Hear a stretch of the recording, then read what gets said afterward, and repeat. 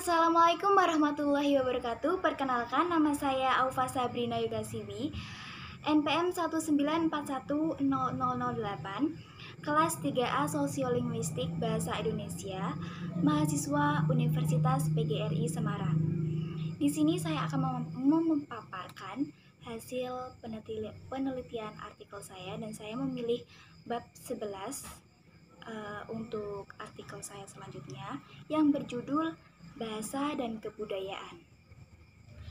Pengertian bahasa dan kebudayaan di sini merupakan dua hal yang berbeda, namun mempunyai hubungan yang sangat erat sehingga tidak dapat dipisahkan. Bahasa sendiri sangat dipengaruhi oleh kebudayaan sehingga segala hal yang ada dalam kebudayaan akan tercermin di dalam bahasa.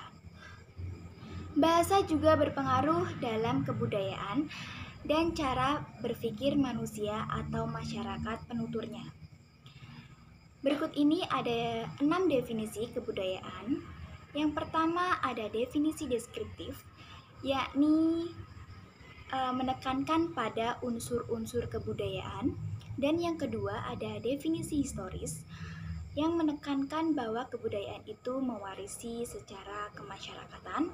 Yang ketiga ada definisi normatif, yakni menekankan hakikat-hakikat kebudayaan sebagai aturan hidup dan tingkah laku.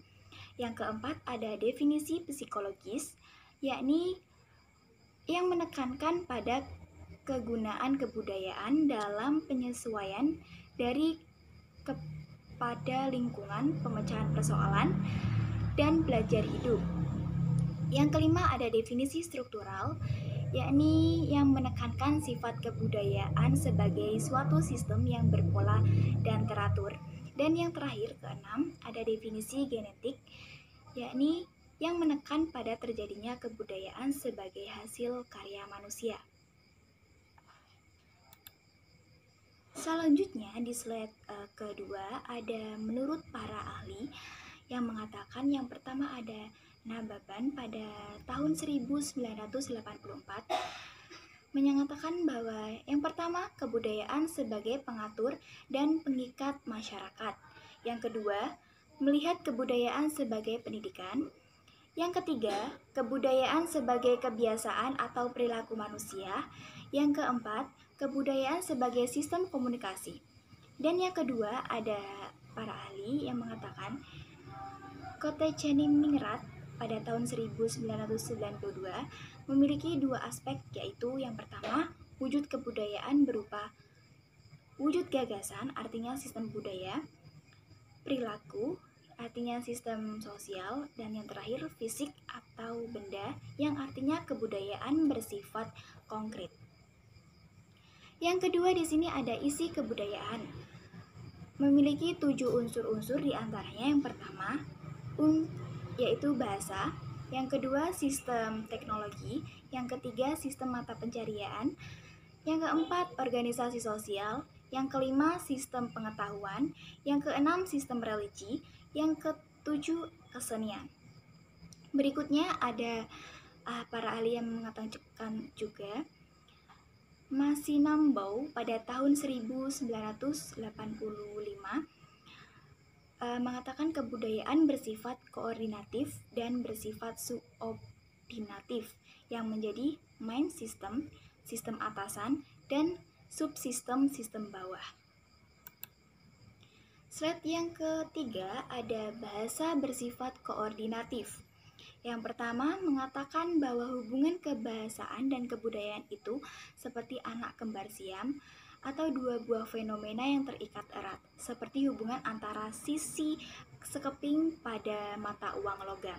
Yang kedua di sini ada hipotesis yang sangat kontroversial, yaitu kontroversi hipotesis dari dua pakar linguistik ternama, yakni Edward Sapir dan Benjamin Lewolf, yaitu lazim yang disebut relativitas. Di dalam hipotesis ini dikemukakan bahwa bahasa bukan hanya menentukan corak budaya, melainkan juga menentukan cara dan jalan pikiran manusia. Di slide keempat, di sini menurut para ahli, hipotesis Sapir-Whorf mengatakan perbedaan berpikir disebabkan oleh adanya perbedaan bahasa ini yang menyebabkan orang akan melihat kenyataan secara berbeda karena jelas bahasanya tidaklah sama. Bahasa bersifat unik perbandingan orang Inggris dengan orang Indonesia. Jika di Inggris menanyakan nama dengan kalimat "What is your name?" yang artinya siapa namamu. Sedangkan di Indonesia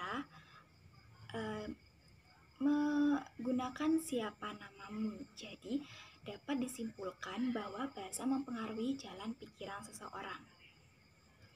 Secara umum, orang-orang yang hidup dalam suatu budaya mempunyai cara berpikir yang berbeda dengan orang lain dari budaya lain.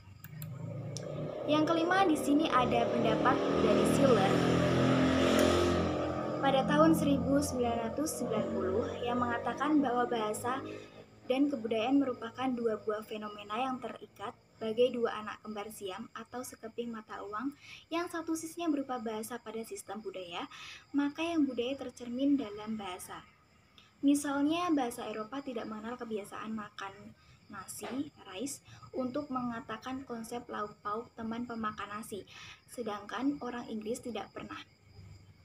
Dikarenakan orang Indonesia ada budaya tersebut. Hal ini merupakan suatu peribahasa atau pepatah yang mengungkapkan kebiasaan yang berbeda. Slide ke-6, di sini ada menurut Kotecha-Ningrat pada tahun 1990 mengatakan buruknya kemampuan berbahasa Indonesia sebagian besar orang Indonesia, termasuk kaum intelektualnya, adalah karena adanya sifat-sifat negatif yang melekat pada mental sebagian besar orang Indonesia. Sifat negatifnya di antara lain ada 6. Yang pertama ada suka meremehkan mutu. Yang kedua, mental menerabas. Yang ketiga, tunas harga diri. Yang keempat, menjauhi disiplin. Yang kelima, enggan bertanggung jawab. Dan yang terakhir, suka latah atau ikut-ikutan. Kemudian di slide 7, di sini ada etika berbahasa. Etika berbahasa di sini berkaitan dengan pemilihan kode bahasa, norma-norma sosial, dan sistem budaya yang berlaku dalam suatu masyarakat. Etika berbahasa ada 5, yaitu yang pertama, apa yang harus kita katakan pada waktu seseorang partisipan berkenan dengan status sosial dan budaya dalam masyarakat. Yang kedua, ragam bahasa yang wajar kita gunakan di situasi sosiolinguistik. Yang ketiga, bergiliran saat akan berbicara dan menyela pembicaraan orang lain. Yang keempat, kapan kita harus diam. Yang kelima, kualitas suara dan sikap dapat menguasai tata cara berbahasa.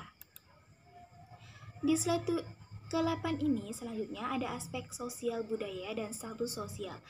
Yang di sini aspek sosial meliputi untuk menggunakan kata sapaan yang lebih tua, sederajat, lebih muda, atau kanak-kanak. Sedangkan status sosial di sini lebih tinggi atau lebih rendah, situasinya formal atau tidak formal, akrab atau tidak akrab, wanita atau pria, sudah kenal atau belum kenal, dan sebagainya. Kemudian di slide 8 ada gerak-gerik fisik dalam bertutur. Ada 2 hal, yakni yang pertama ada kinestik.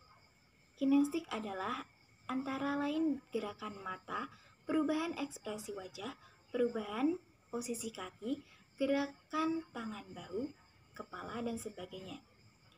Dan yang kedua ada proksimik, adalah jarak tubuh di dalam berkomunikasi atau bercakap-cakap. Secara terpisah, kinestik dan proksimik ini merupakan alat komunikasi juga, yaitu alat komunikasi verbal atau alat komunikasi linguistik. Dalam kontak langsung, biasanya kedua alat komunikasi ini digunakan untuk mencapai kesempurnaan interaksi. Selanjutnya di slide ini ada judul artikel saya tentang etika berbahasa dalam pelayanan publik. Topiknya di sini mengenai komitmen terhadap perbaikan etika perlu ditunjukkan agar masyarakat semakin yakin bahwa birokrasi publik sungguh akuntabel dalam melaksanakan kegiatan publik. Di sini juga ada permasalahan.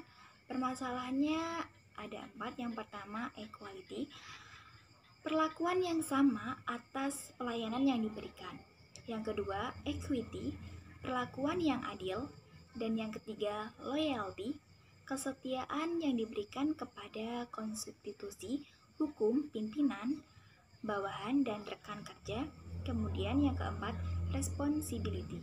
Setiap aparat pemerintah harus siap menerima tanggung jawab yang diberikan dan hasil yang dicapai. Kemudian manfaatnya di sini ada 5. Yang pertama, efisiensi, yaitu tidak boros dalam melaksanakan tugas-tugas pelayanan masyarakat. Yang kedua, aktivitas, yaitu melaksanakan tugas-tugas harus memenuhi target. Yang ketiga, ada kualitas layanan, yaitu yang diberikan harus memberikan kepuasan yang dilayani. Dan yang keempat, ada responsivitas, yaitu merespon kebutuhan publik saat mendesak. Kemudian yang terakhir ada akuntabilitas, yaitu pertanggungjawaban atas pelayanan publik. Terima kasih, sekian itu saja yang dapat saya sampaikan dari pemaparan saya tentang bab ke-11 yang berjudul Bahasa dan Kebudayaan ini, dan saya mengambil bab ini karena saya ingin membuat artikel tentang subbab yang ada di bab 11 tersebut. Bila ada tutur kata yang kurang berkenan, saya minta maaf yang sebesar-besarnya. Wabillahi taufiq walhidayah. Wassalamualaikum warahmatullahi wabarakatuh.